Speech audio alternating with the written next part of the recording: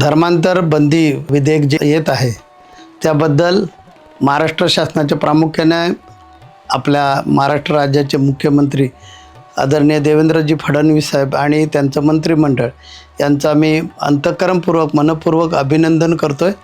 कारण हिंदू धर्माला प्रचंड खतरा निर्माण झाला ह्या लव जिहादमुळे म्हणा किंवा धर्मांतर जे चालू आहे.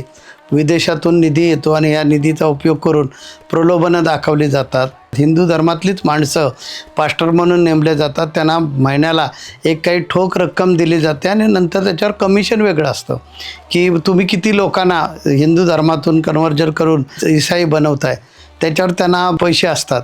आमची समजूत आहे की जर अशा प्रकारे असेल कायदा, कारण तो पूर्णपणे काय समजलेला नाही समाजामध्ये, अजून तो तसा प्रसिद्ध झालेला नाही.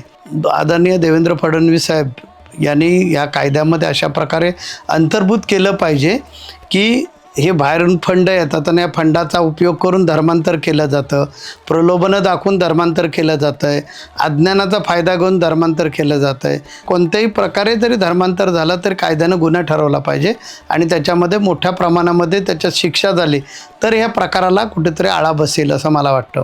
आता विवाह जो आहे तो विवाह केला आणि कायदेशीर झाला, त्यामुळे तो त्या धर्मात गेली ती व्यक्ती आणि त्यामुळे ती ईसाई झाले वगैरे, हे सगळं कायद्याच्या पळवाटा काढून बनाव असतात. तर या कायद्यामध्ये असं अंतर्भूत करणं आवश्यक आहे असं मला वाटतं की हिंदू धर्मातील मुलगीनं अन्य धर्मामध्ये जरी लग्न केलं तरीसुद्धा तिला कायद्यानं धर्म बदलता येणार नाही. तिला होणारं जे मूल असेल ते सुद्धा तिच्या आईच्याच धर्माचं असेल अशा प्रकारचा कायद्यामध्ये अंतर्भाव केला पाहिजे असं मला वाटतं. ते केलं तरच खऱ्या अर्थाने धर्मांतर थांबेल. लव जिहाद हा काय प्रकार आहे? तोच आहे की लग्न करायचं म्हणजे शरीयतचा कायदा सुरू होतो, शरीयतच्या कायद्याप्रमाणे ती मुसलमान होते, मुसलमान झाले की आम्ही काहीच काही बोलू शकत नाही.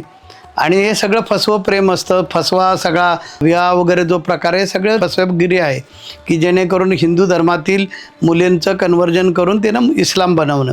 मी महाराष्ट्र शासनाला आपल्या माध्यमातून सांगू इच्छितो की जर तुम्ही धर्मांतर बंदी कायदा करू इच्छित असाल तर हे जाणूनबुजून कलमं त्याच्यामध्ये अंतर्भूत करणं आवश्यक आहे.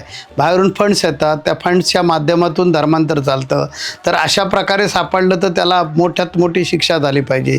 दुसरी गोष्ट की लग्न केलं आहे म्हणून तिचा धर्म बदलला जातो, तोही प्रकार बंद झाला पाहिजे. तिचं लग्न जरी मुस्लिम धर्मामध्ये जरी झालं तरीसुद्धा ते लव जिहादच समजलं पाहिजे आणि त्या मुलीचा धर्म बदलता येणार नाही आणि त्या मुलीला होणारी जी मुलं आहेत त्यांचाही धर्म बदलता येणार नाही, ते हिंदूच राहिले पाहिजे. अशा प्रकारचा जर कडक कायदा केला तर ह्या कायद्याला काहीतरी वेट राहील असं मला वाटतं.